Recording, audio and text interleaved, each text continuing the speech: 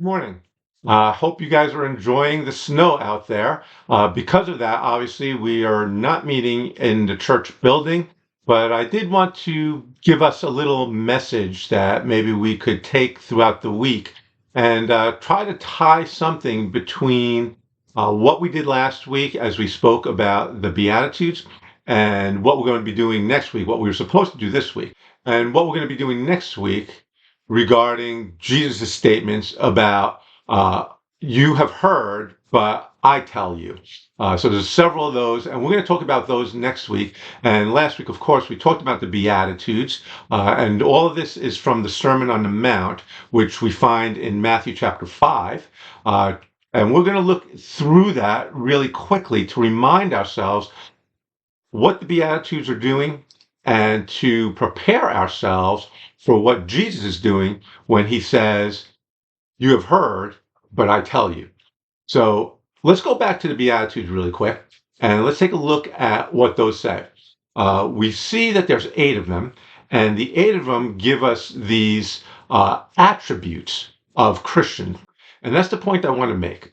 The point is that these Beatitudes are not steps to take to become a good Christian, or they're not things to do to check off whether I'm going to heaven. What they are is it describes somebody who actually is a Christian.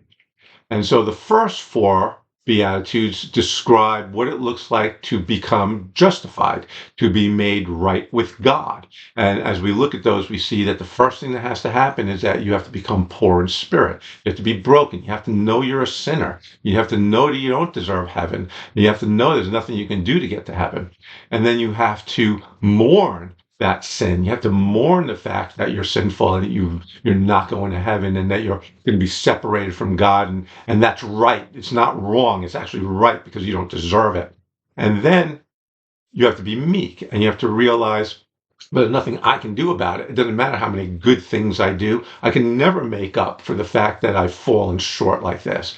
And so you need to desire, hunger and thirst, righteousness, hunger and thirst for Jesus, hunger and thirst for God, and say, Lord, I need you. I need you. And when you get to that point, that's when we call justified in the Lord, right? You are now justified. You are now made right with God.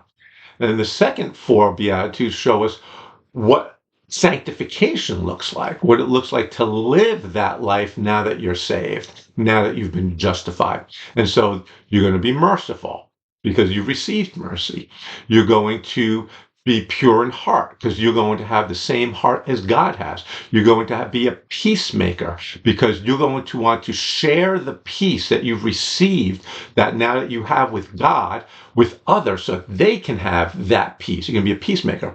And through all that, you are now going to be persecuted for righteousness' sake because the world hates God and Jesus. They want to shut us down. They want to stop us. They want to get rid of us. And so they will persecute us. When we feel that persecution, it's not because we're doing something wrong. It's because we're being faithful to that Christian walk and to that Christian gospel. And that's what the Beatitudes are showing us. They're showing us who belongs to the kingdom. And when Jesus starts the next section where he says, you have heard what I say, he's talking about what kingdom people look like, how they live. And so we're moving from who we are in the Beatitudes, and that's why the Sermon on the Mount starts with the Beatitudes, who we are to obedience. And one of the problems we see in Christianity is that oftentimes it's the opposite. We go from obedience thinking that that obedience will make us good Christians. But it's the exact opposite. We can never be obedient enough or good enough to be made right with God. And so we need to recognize first who we are and who God is, and then that will lead us into obedience. And as we look at those sayings that Jesus gives us, there's going to be 6 of them. When we look at those sayings that Jesus gives us about, you have heard, but I am telling you this instead, we're going to see that he's not telling us that I'm going to make the law more hard for you. I'm going to make it more difficult for you. He's not saying that. What he's saying is that if you truly understand the law in the first place, this is who you are. This is how you will act. So, all of these things, the Pharisees had been teaching these laws. You have heard. The Pharisees have been teaching these laws, making it a bunch of legalism, making it about following the letter of the law. And Jesus is going to flip that and say, no, it's not about following the letter of the law. It's about what is the spirit of the law, and are you living that kind of life? Are you living a life that's about the spirit of the law and not living a life that's based on your performance? It's about your heart and not your actions. Now, your actions come out of your heart, but what Jesus is saying is your actions by themselves mean nothing.